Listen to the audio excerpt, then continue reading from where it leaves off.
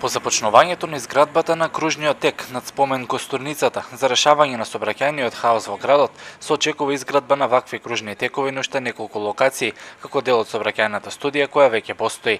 Градоначалникот Чедиев информира дека застојот во реализацијата на студијата е поради проблеми со кружниот тек кој треба да биде лоциран во близина на Авона.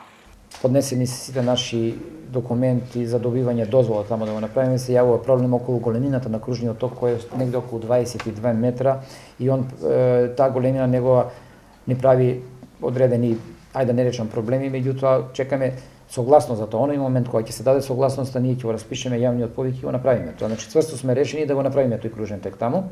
Во меѓувреме подготвуваме терени за кружниот тек на другиот влез во градот кај Башино село.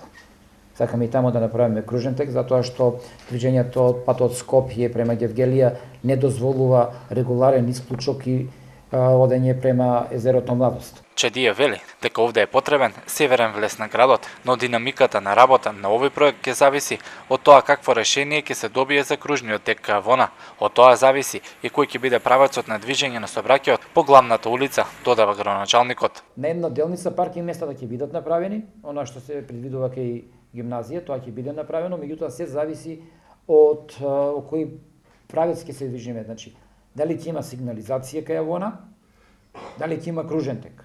Ако има кружен тек, наметнува друг начин на сообраќај, ако има сигнализација, наметнува друг начин на сообраќај што ќе се одвива таму. Ние сме подготвени и за едниот и за другиот начин. Таму мораме да воспоставиме ред и околу паркинг местата пред железничката зграда и од другата страна на улицата која продолжува према детската градинка.